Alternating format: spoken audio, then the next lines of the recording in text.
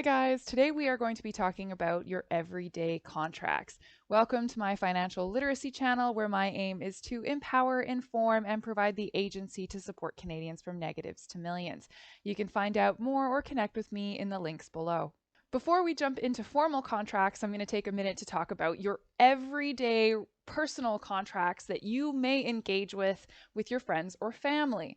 If you have a really good buddy who is great at redoing tiles and he's willing to give you a discount or even help you out on the weekend for beer, I know it doesn't sound romantic necessarily, but it's a great idea to make sure that you both jot something down on a piece of paper, both sign it and date it, so you know what your expectations are. This will help prevent a lot of future he said, she said, and oh, I wasn't going to do that, and I would have expected this kind of pay, etc., etc. For example, I myself do not give out any financial advice without going through my company on the off chance that I get sued, so I am protected professionally. Speaking of romance, one of the other types of contracts that may exist in your life or that you may want to consider is actually either a cohabitation or otherwise known as a prenup type contract, where you and your significant other determine who owns what and who might be responsible for what in the event you ever break up or in the event there's ever any struggle or strife on finance. For example, if you receive a large inheritance, does that belong to both of you? Is it a family asset or is it just yours? Obviously, the courts have their opinion, but you want to make sure that between the two of you, you guys are totally on the same page as to how the money is applied. So obviously, my first piece of advice is going to be to read your contracts. I am the type of gal to read the insurance liability on the back of my ski sign up, for example, just to make sure that I know what I'm responsible for, what the resort is responsible for, and any miscellaneous fees or rules that may apply to me. You don't have to read the whole thing. So I'm going to teach you in just a few seconds how to read a contract to make it easy for yourself. So first things first, you want to look at the definitions. A lot of them are kind of just obvious nonsense, but you want to make sure that you understand what is covered. For example, what the definition of services are, for example, what the definitions of fees might be. Those are the important things to look for. So usually just a few terms out of the whole long list of terms, because any contract is going to define literally anything referred to in the entire contract. So I mentioned definitions itself, but if you go under services, you want to see exactly what it is that's provided. For example, on a lease rental, are you being provided with utilities? Are you being provided with repairs? How frequently can you expect this kind of thing? Is there anything else that you would need to cover yourself if it's not in the actual contract? For example, there was one contract I reviewed that included responsibility for pest control. Another thing to look for, speaking of payment, is obviously the fee schedule. So I didn't mention employment contracts, but that totally falls under this purview. Are you going to be paid salary? Are you going to be paid in commissions, bonuses? How are they calculated and how frequently do they pay out? Are you going to be paid twice weekly? Are you going to be paid semi-monthly, monthly, etc.? All of those different details are important to look at. If you are paying for an insurance plan, for example, and you're paying monthly, is there a premium charge just because you're paying monthly, and would it cost you less to pay annually? If you bounce a payment, for example, on a mortgage, I've seen some that charge $75 every time you bounce a payment. The other thing to watch for from a payment perspective would be any cancellation fees and any of your regulations around cancellations in general. That's actually honestly the most important part when it comes down to reading through your contract. In Canada, we're often subject to a lot of annual contracts, even contracts that go out 3-4 years, etc. Now, the basis of your contract will tell you what your options are to leave.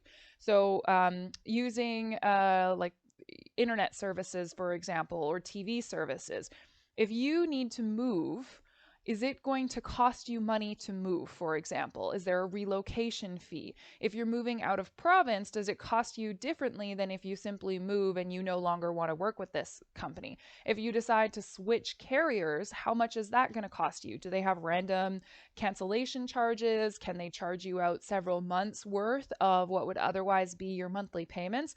All of that is going to be baked into your contract.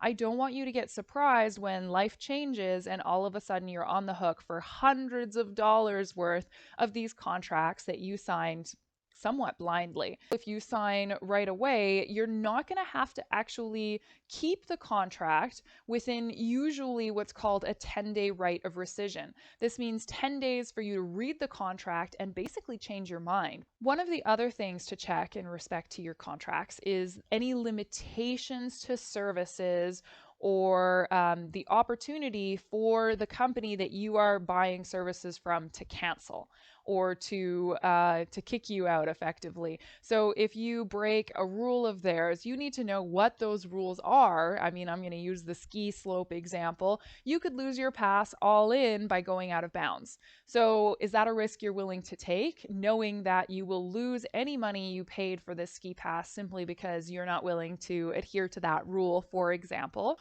Or do you have a certain speed for your data that you can expect up to a cap? Like maybe they'll give you a certain speed up to 5 gigs or 20 gigs or something like that. And then afterwards, maybe your internet gets throttled. That's something important to know. And that would fit into the limitations of your contract. It's very rare that your sales guy or gal is going to actually talk you through that because obviously they want to pitch a sale and they assume that you would use the services as your average user does, not maybe as you do. Another thing in regard to general services would be any disruptions to services. So if you hire a contracting company, if they, for example, find something in your walls, what is that going to cost you? How much does it cost you if you need to order extra parts than what you were expecting? In my own contract, if I am disabled or sick and I'm unable to fulfill my promises to my clients, they know that they have the right to reclaim a proportionate amount of their fees to the date of my incapacity. In general, almost any contract you sign with any service or provider is going to put 90% of the liability on you. So be aware that most times if something goes wrong, it's not their responsibility. You can take a look at your contract, whatever it is you signed, and you can see in there what you can go after them for, i.e., hey, I signed for this, you guys need to fix this within X number of days if that happens to be part of your contract. Speaking of ending contracts, either leaving them or if there's a disruption or whatever it happens to be, you need to know that your contract, the actual contract you signed, is something that they need in order to come after you. So, in a situation where you might be receiving emails or notifications that you owe them an extra $150, does that exist anywhere in your contract? And if it doesn't, or maybe they don't even have a contract, if that's the case, then they can't pursue you straight up. Like they have nothing in writing that says that you owe them this money. In the event that they continue to pursue you to the point that they actually even send collections, all you need to prove to collections is that you have disputed the fees. So make sure that you have it in writing, a particular email outlining what you dispute and why. And if you end up at collections, you can forward this email off, and they are required by our consumer protection agencies to stop collections. Now, this is going to waver or change just a little bit between provinces. So make sure that you check in with your own consumer protection agency. One last bonus segment in regards to employment contracts. So I already talked about getting paid, but I also want to talk about how can you be let go?